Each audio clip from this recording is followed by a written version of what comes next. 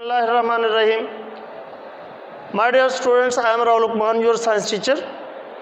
आज का जो साइंस से रिलेटेड हमारा टॉपिक है वो है law of conservation of mass, जिसे law of conservation of matter भी कहते हैं। ठीक है, तो हम देखते हैं कि law of conservation of mess यानी मतलब किसने पेश किया। तो ये जो law of conservation of mess है ये फ्रेंच केमिस्ट लेवाइजर ने पेश किया। कब? 1785 में। ठीक है, तो law of conservation of mass की हम डेफिनेशन देखते हैं। ठीक है, तो इसमें क्या है कि law of conservation of mass के मुताबिक during a chemical reaction mass is neither created nor destroyed but it changes from one form to another form. कि इस यानी law of conservation of mass के मुताबिक हम क्या कहते हैं कि किसी केमिकल रिएक्शन के दौरान मैस ना तो क्रिएट होता है ना डिस्ट्रॉय होता है, यानी ना बाहर से कोई चीज़ जो है वो रिएक्शन में शामिल होती है और ना ही उसमें से कोई चीज़ बाहर निकलती है। ठीक है, तो लेकिन सिर्फ क्या होता है कि यानी ड्यूरिंग अ रिएक्शन जो रिएक्टेंट यानी रिएक्शन में हिस्सा ले रहे हैं यानी वो एक फॉर्म से दूसरी फॉर्म में चेंज हो जाते हैं, यानी उसमें ना तो कोई मतलब ना तो यानी कोई चीज़ जो है वो क्रिएट होती है ना ही डिस्ट्रॉय होती है। एक तो ये बात। दूसरी बात ये कि यानी हम law of conservation of mess को इस तरफ से भी डिफाइन कर सकते हैं कि during a chemical reaction total mass of product is equal to the total mass of reactant. यानी सिर्फ जो है वो क्या होता है कि सब्सटेंसेस जो हैं वो एक फॉर्म से दूसरी फॉर्म में चेंज होते हैं। और इसके अलावा यानी अकॉर्डिंग टू सेकंड डेफिनेशन हम ये कहते हैं कि जो प्रोडक्ट का मैस होता है यानी जो रिएक्शन से पहले रिएक्टेंट्स के मैस के बराबर होता है। प्रोडक्ट्स का मैस जो है टोटल मैस जो है वो रिएक्टेंट के मैस के इक्वल होता है। समझ आ रही? तो यहाँ पर यानी अकॉर्डिंग टू यानी law of conservation of mass के मुताबिक हमने क्या कहा कि रिएक्शन के दौरान जो है मैस ना तो क्रिएट होता है ना डिस्ट्रॉय होता है, और इसके अलावा टोटल मैस ऑफ प्रोडक्ट जो है वो टोटल मैस ऑफ रिएक्टेंट के इक्वल होता है।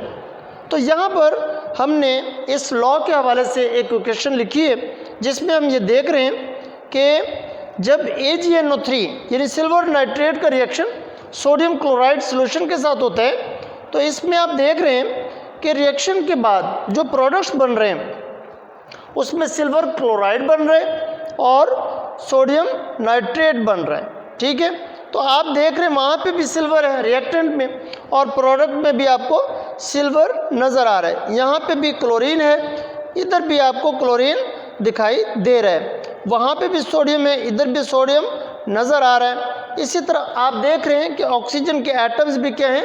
इक्वल है। यानी ये बैलेंस्ड केमिकल इक्वेशन आपके सामने है जिसमें आप देख रहे हैं कि ना तो कोई एटम जो है वो बाहर से दाखिल हुआ है यानी प्रोडक्ट्स में कोई नया एटम शामिल हो गया हो या कोई ऐसा एटम जो रिएक्टेंट्स में था और प्रोडक्ट में ना हो। ठीक है, तो इस किस्म की जो है इसमें यानी कोई एडिशन या कोई जो है वो यानी ऐसा नहीं कि कोई एटम जो है वो डिस्ट्रॉय हो गया हो। ठीक है, और इसके अलावा यानी हम ये देख रहे हैं कि वहाँ पर सिल्वर नाइट्रेट और सोडियम क्लोराइड जो है वो आपस में रिएक्ट कर रहे हैं और रिएक्शन के बाद जो है वो नए प्रोडक्ट बन रहे हैं, नए सब्सटेंसेस जो हैं वो बन रहे हैं जिसमें सिल्वर क्लोराइड बन रहा है। ठीक है, ये सॉलिड फॉर्म में ये चूँकि सॉल्ट है। ठीक है, और इसके अलावा एक और salt aqueous solution of salt बन रहा है जिसे क्या कहते हैं? Sodium nitrate. यानी हम ये देख रहे हैं कि रिएक्टेंट्स जो हैं वो प्रोडक्ट बना रहे हैं, सिर्फ एक फॉर्म से दूसरी फॉर्म में सब्सटेंसेस जो हैं उनमें चेंज आ रही है। ठीक है, यानी यहाँ पर कोई यूँ समझ लें कि कोई एटम या कोई मैटर या मैस जो है वो चेंज नहीं हो रहा। ठीक है, ना तो क्रिएट हो रहा है और ना डिस्ट्रॉय हो रहा है। अब हम जो है यानी डायग्रामेटिकली भी law of conservation of mess को समझते हैं। तो इसके लिए यानी इस डायग्राम में हमें जो यानी ऑपरेटर्स में जो चीज़ें नज़र आ रही हैं वो देख लेते हैं। ऑपरेटर्स में कौन कौन सी हैं जी हमारे पास यानी चीज़ें चाहिए होंगी। उसमें यानी कॉनिकल फ्लास्क है, वेट बैलेंस या टॉप लोडिंग बैलेंस हमारे पास होना चाहिए। इसके अलावा सोडियम क्लोराइड सोल्यूशन, जैसा कि मैंने यानी बैलेंस केमिकल इक्वेशन भी लिखी है, इसी लॉ के हवाले से सोडियम क्लोराइड सोल्यूशन हमें चाहिए होगा। इसके अलावा सिल्वर नाइट्रेट सोल्यूशन। ठीक है, अब हम करेंगे क्या, हमने ये करना है कि सोडियम क्लोराइड सोल्यूशन को आप लेंगे कॉनिकल फ्लास्क के अंदर, ठीक है, और इसी तरह सिल्वर नाइट्रेट सोल्यूशन आप लेंगे एक स्मॉल ट्यूब में, ठीक है, और स्मॉल ट्यूब को आप थ्रेड की मदद से यानी कॉनिकल फ्लास्क के माउथ पर जो है वो इस तरह से हैंग करेंगे कि दोनों सॉल्यूशंस आपस में जो हैं वो मिक्सअप ना हो। ठीक है, उसके बाद आप क्या करेंगे, इसे सील बंद कर देंगे यानी इस कॉनिकल फ्लास्क को कॉर्क की मदद से। ठीक है, तो इस तरह से आप इस पूरे अपरेटस को जो है एडजस्ट करेंगे।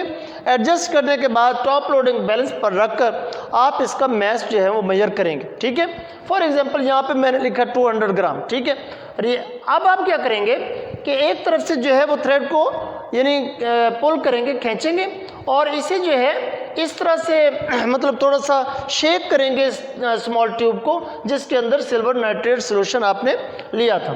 जब आप इसे शेक करेंगे तो आप देख रहे हैं दूसरे डायग्राम में कि ये जो है मतलब स्मॉल ट्यूब में जो सिल्वर नाइट्रेट सोल्यूशन था वो जो है यानी मिक्सअप होने लगा है यानी सोडियम क्लोराइड सोल्यूशन के साथ। ठीक है, तो अब जब ये दोनों सॉल्यूशंस आपस में मिलेंगे तो यहाँ पर एक नया सब्सटेंस जो है वो बन रहा है जिसे आप क्या कह रहे हैं, सिल्वर नाइट्रेट मतलब प्रेसिपिटेट हासिल हो रहा है। ठीक है, तो अब आप देख रहे हैं कि यहाँ पे रिएक्टर्स और थे और प्रोडक्ट में जो है हमें और सब्सटेंस जो हैं वो मिल रहे हैं। लेकिन जब आप इसी अपरेटस को दोबारा से टॉप लोडिंग बैलेंस पर रखकर यानी रिएक्शन के बाद जब आप दोबारा से टॉप लोडिंग बैलेंस पर रखकर इसका मैस मेजर करेंगे तो आप देखेंगे कि इसका मैस जो है उतना ही है जो कि रिएक्शन से पहले था।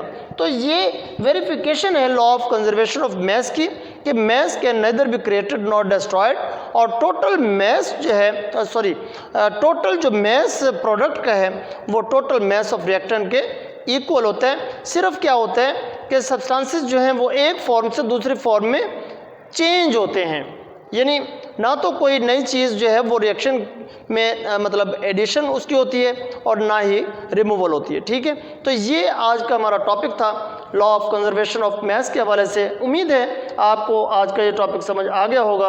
अगर इस टॉपिक के हवाले से कोई भी प्रॉब्लम आपको पेश आए तो आप मुझे मेरे व्हाट्सएप नंबर पर कांटेक्ट कर सकते हैं। Thank you.